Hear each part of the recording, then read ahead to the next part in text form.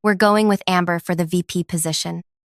I still remember exactly how the air felt when those words hit me, like someone had sucked all the oxygen from the room. My lungs burned. My cheeks flushed hot with humiliation as I sat across from Martin, our CEO, in that sleek conference room where I'd presented hundreds of winning strategies over the years. I don't understand, I managed to say, my voice embarrassingly small. My numbers are the best in the department. I've been here for 25 years? Yes, Diana, we know. Martin's smile didn't reach his eyes. He tapped his Mont Blanc pen against my performance review, the one showing I'd exceeded every target. And we value that loyalty. But Crestwood needs fresh blood, new perspectives. Amber brings energy the clients respond to. Fresh blood. Like mine had somehow curdled after turning 48. She's been here 6 months, I whispered, feeling something crack inside me. I built those client relationships.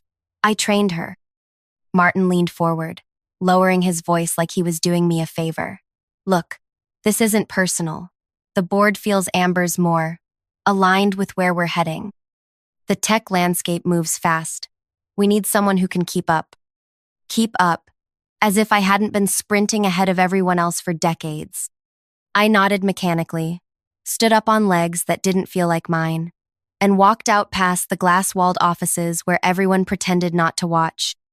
Past Amber's desk, where she sat with her perfect blonde topknot, already changing her email signature to include Vice President of Client Relations. My position. My life. Hi, I'm Diana Mercer, 48 years old. Mother of 2 college-aged kids I raised mostly alone after my ex decided fatherhood cramped his entrepreneurial spirit. Career woman who believed that excellence would always be rewarded. Fool who gave her prime years to a company that discarded her the moment her crow's feet became visible in video calls. Before I dive deeper into what happened next, because trust me, this story takes some turns even I couldn't have predicted. Take a second to like this video and subscribe. I read every comment, so tell me where you're watching from. I never thought I'd be sharing something this personal online, but after what happened, I realized keeping quiet only protects the wrong people. Let me back up a little. Crestwood Technologies wasn't always the soulless place it became. When I joined at 23, fresh out of college with a marketing degree and student loans crushing my shoulders, it was a scrappy tech consulting firm with big dreams. 15 employees crammed into an office above a Chinese restaurant, the smell of Kung Pao chicken perpetually wafting through our vents. I was hired as an assistant account manager, but within 3 years, I was handling our biggest clients solo. By 30, I was bringing in accounts that transformed us from local outfit to regional player. By 40, my client portfolio was worth over $200 million annually. I got married somewhere in there, had kids, got divorced when Tom decided his cycling instructor understood him better than his workaholic wife. Through it all, Crestwood was my constant, my identity, my security. Martin joined as CEO 8 years ago when our founder retired. He came from a bigger firm with slick presentations about disruption and youth culture. Suddenly, our offices were renovated with nap pods and cold brew on tap. Our average employee age dropped by a decade. I adapted, learned TikTok, changed my wardrobe, worked harder, stayed later. Never complained when 20-somethings were promoted around me into newly created positions with vague titles and higher salaries. Play the long game, my friend Vivian advised over wine nights.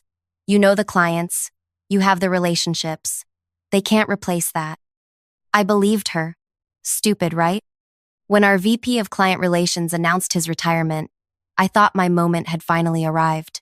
I'd been doing half his job already for years. Clients asked for me by name. My performance reviews were flawless.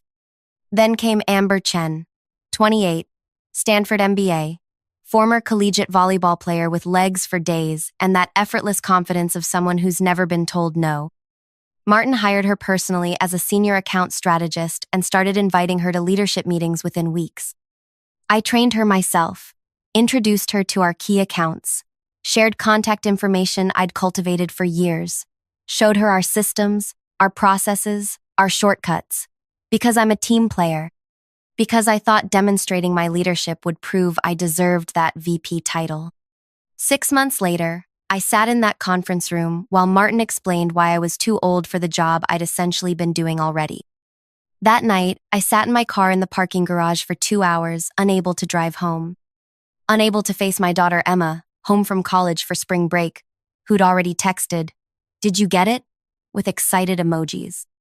I couldn't bear to tell her that mommy wasn't valued anymore, that all those missed birthdays and school plays I'd sacrificed for work meant nothing in the end. I finally drove home in a daze, told Emma I was fighting a migraine, and locked myself in my bathroom. Stared at my reflection, the lines around my mouth, the gray I carefully covered every 3 weeks, the slight softness under my chin that hadn't been there 5 years ago.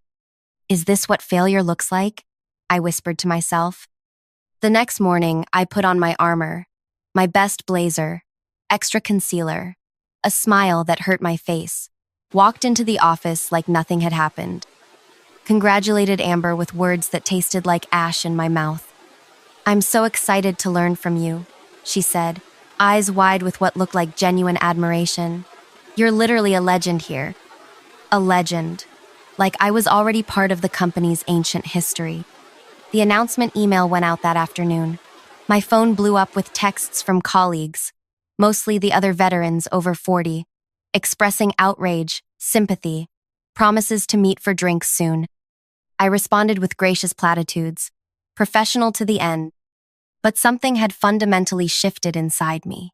A lifetime of playing by the rules, of believing hard work would be rewarded, crumbled like sand between my fingers.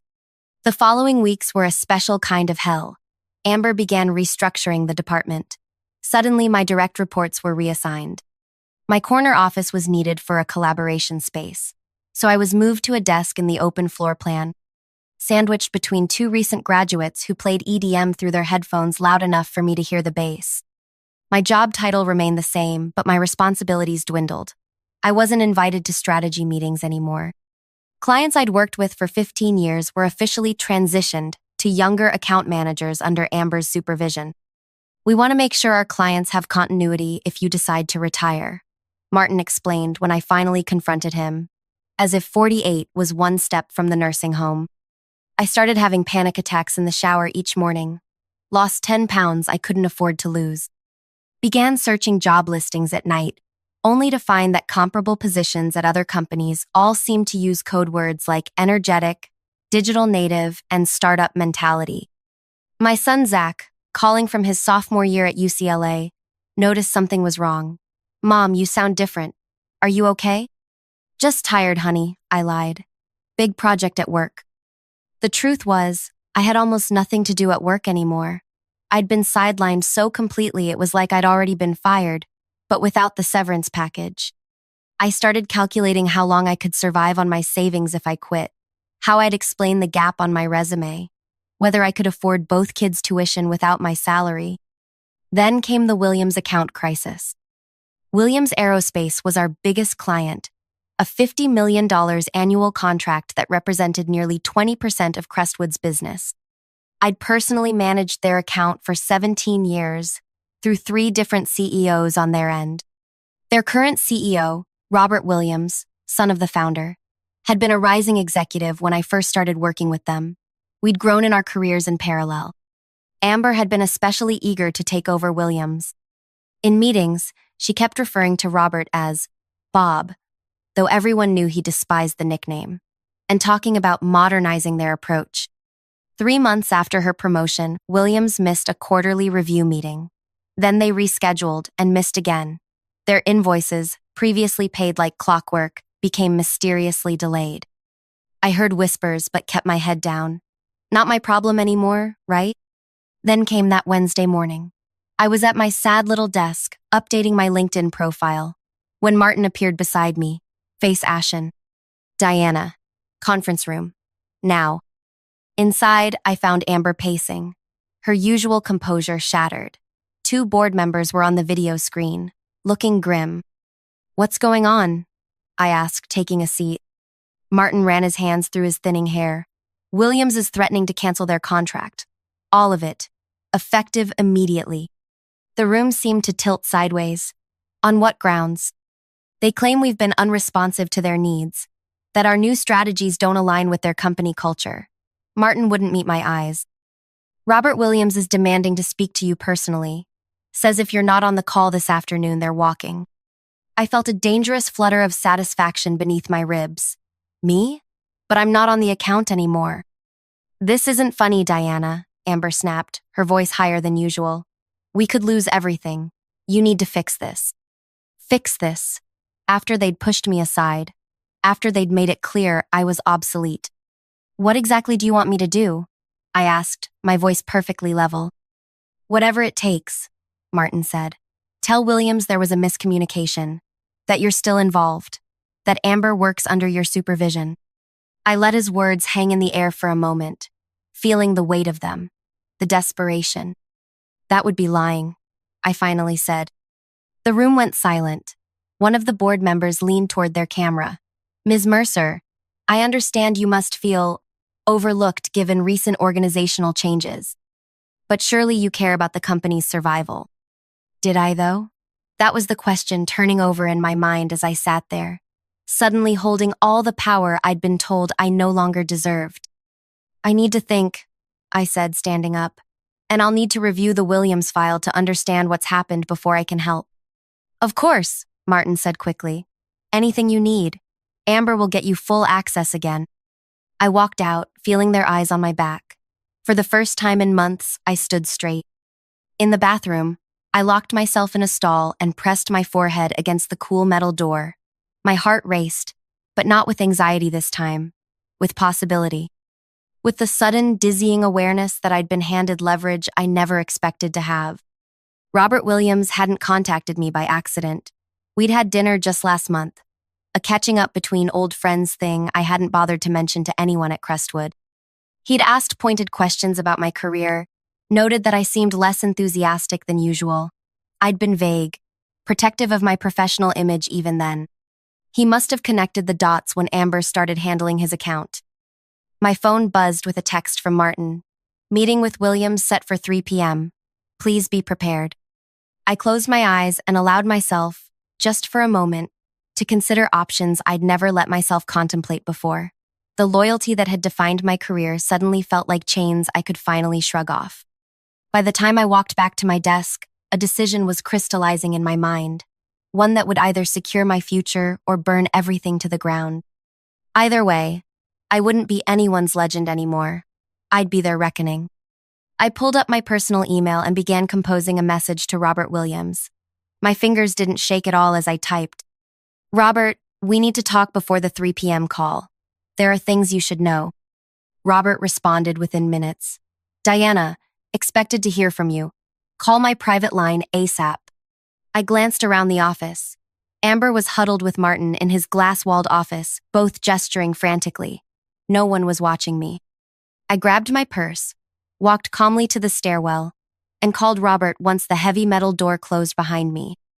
This explains so much, he said after I'd laid out the situation. My demotion in everything but name, how I'd been systematically pushed aside. The new proposals from Crestwood are garbage, complete misunderstanding of our needs. Amber's smart, I said, surprising myself with my fairness. Just inexperienced. Smart doesn't help me when the board is breathing down my neck about wasted marketing dollars. Robert's voice hardened. Look, I didn't call just because I miss working with you, though I do. Our numbers are down 12% since they took you off our account. My CFO's talking about finding a new agency altogether. My heart pounded as I paced the concrete stairwell. What exactly do you want, Robert? You. Back on our account, fully empowered. Or we walk. He paused. Unless you've got one foot out the door already? The question hung between us. Did I? Should I? I need to think about what's best for me now, I answered carefully. Well, think fast. I meant what I said. If you're not running point for us by end of week, we're pulling the contract. And Diana? You might want to check your email more often. There are people who still value experience in this industry. We hung up, and I checked my personal email again. 3 messages from competing agencies all sent within the past month, all with subject lines like opportunity to discuss and confidential interest in your expertise. I'd been so busy trying to save my position at Crestwood that I hadn't even noticed the recruiters circling. For the first time in months, I felt a genuine smile form. I had options. I had leverage. I had power.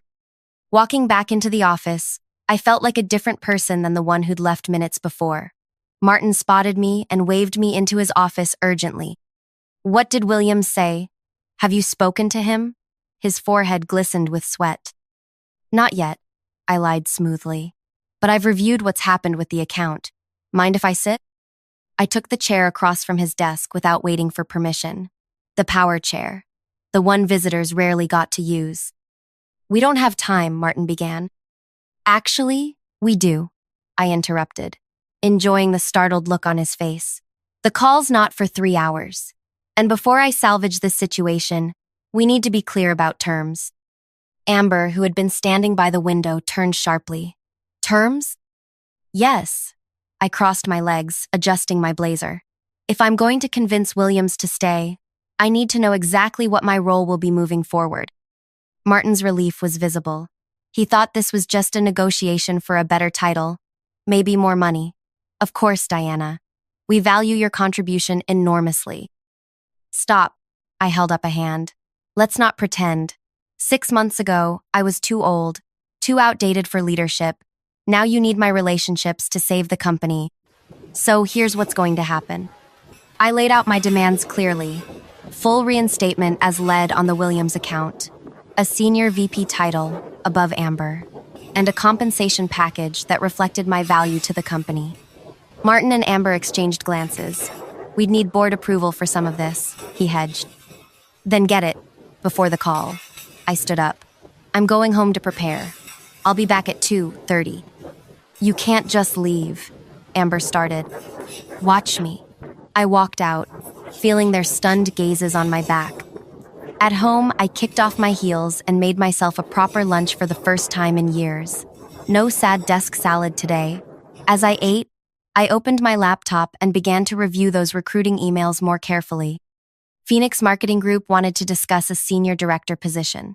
Meridian Consultants mentioned bringing your client portfolio. The third, from Ellis, Warner, was the most intriguing. They were opening a new division focused on legacy clients and wanted someone with established relationships in the aerospace sector. I picked up my phone and made a call. "Vivian, it's me. Remember that scenario we discussed over wine last month? I need your legal expertise. How enforceable is my non-compete, really?" Vivian, my oldest friend and a cutthroat corporate attorney, laughed. "Depends how badly you want to burn the bridge, honey. Let's just say I've got matches and gasoline ready." By the time I walked back into Crestwood at 2:27, I had 3 meetings scheduled with competing agencies, a clear understanding of exactly how to navigate my non-compete clause, and a secondary email sent to Robert Williams with some interesting attachments. Martin, Amber, and now the full executive team waited in the conference room. A contract sat at my place, the promised promotion and raises, already signed by the board chairman. "Diana," Martin's smile was too wide, too desperate. "We're so pleased to offer you this enhanced role. The board met virtually and unanimously approved everything you asked for." I picked up the contract, flipped through it without sitting down. "Thank you. This looks comprehensive." Relief flooded his face. "Excellent. Now, about the Williams call. I've been thinking about how to approach this," I said, placing the unsigned contract back on the table, "and I believe honesty is the best policy." The room temperature seemed to drop 10 degrees. "What does that mean exactly?" asked our CFO, Garrett, his eyes narrowing. "It means I'm going to tell Robert Williams the truth, that I was pushed aside because of my age, that the company values youth over experience, that I was excluded from leadership because I didn't fit the image Crestwood wanted to project." Martin's face drained of color. "That would be extremely unprofessional." "Would it?" I tilted my head. "More unprofessional than what happened to me? More unprofessional than lying to a $50 million client about who's actually running their account?" "You can't possibly," Amber started. "I absolutely can," I cut her off. Unless what?" Martin demanded. I pulled my own document from my bag and slid it across the table. unless you sign this instead. It wasn't just a revised employment contract. It was a separation agreement. 3 years salary as severance. Full benefits continuation. And most importantly, a complete waiver of my non-compete and non-solicitation clauses. You're quitting? Martin looked bewildered. After fighting for the promotion? I'm not fighting for a promotion, I corrected him. I'm fighting for what I'm worth. And Crestwood has made it abundantly clear that it doesn't value what I bring to the table. So yes, I'm leaving. The only question is whether I leave with Williams Aerospace as a client or whether I help you keep them. The executives exchanged panicked glances. Garrett picked up my separation agreement, scanning it with growing alarm. This is extortion, he sputtered. This is business, I replied calmly. You taught me that loyalty means nothing. Consider this my final lesson learned. The Williams call was scheduled to begin in 7 minutes. I could practically hear the executives' minds racing, calculating the cost of my severance against the loss of their biggest client. We can discuss a counteroff, Martin began. No counteroffers, I interrupted. Sign or I tell Robert everything. Diana. Amber's voice was quiet now. All the confidence drained away. I never meant to. Save it. I checked my watch. 5 minutes. Martin grabbed the agreement, scrawled his signature with a shaking hand, and shoved it toward the CFO, who did the same. One by one, the executives signed, their faces a mix of fury and defeat. I took the document, verified all signatures, and tucked it safely away. Thank you for your prompt decision. Then I sat down at the conference table and dialed Robert Williams on speaker just as the clock hit 3:0. Robert, it's Diana Mercer. I have the Crestwood executive team here with me. Diana. His voice boomed through the speaker. Good to hear your voice. I was beginning to think they were holding you hostage. I smiled at the executives' uncomfortable faces. Not at all. In fact, we've been having a productive conversation about the future of the Williams account. For the next hour, I walked Robert through a transition plan 1, where I would personally oversee his account for the next 3 months to ensure continuity before Amber took over completely. I praised Amber's strategic thinking while emphasizing the need for her to better understand Williams' specific needs. I was the consummate professional. By the end of the call, Robert had agreed to stay with Crestwood for now, with quarterly reviews and the understanding that I would be available for consultation even after the transition. When the call ended, the room sat in stunned silence. You saved the account, Martin finally said. After everything, you still saved it. I honored my commitments. I corrected him.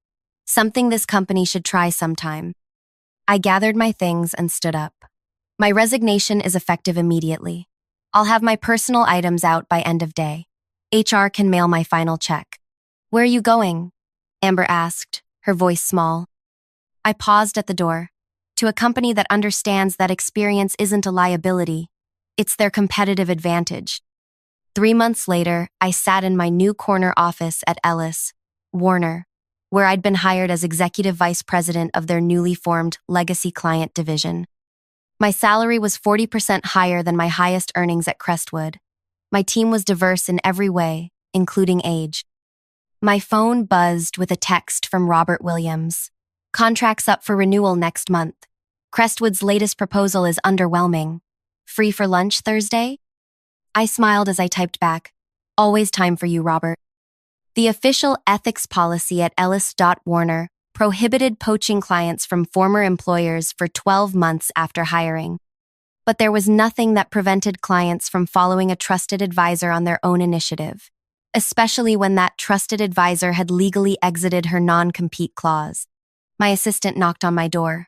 Your daughter's on line 1. I picked up. Emma, how's the internship going? Amazing, she gushed. Mom, my supervisor says I have a real shot at a permanent position after graduation. That's wonderful, honey. It's because of you, she said, her voice softening. Watching you stand up for yourself, start over, it taught me so much. I blinked back unexpected tears. Everything I did was for you and Zach. I know, but you also did it for yourself. That's the part I needed to see.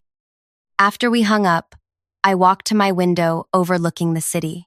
The same city where I'd spent 25 years building someone else's dream. Now, finally, I was building my own. My phone buzzed again. A news alert. Crestwood Technologies had announced a restructuring after losing 3 major accounts. Their stock had dropped 17% on the news. The article mentioned that Martin had stepped down as CEO. I didn't feel the vicious satisfaction I'd expected, just a quiet certainty that justice sometimes arrives on its own schedule. The following week, Amber Chen sent me a LinkedIn request with a message.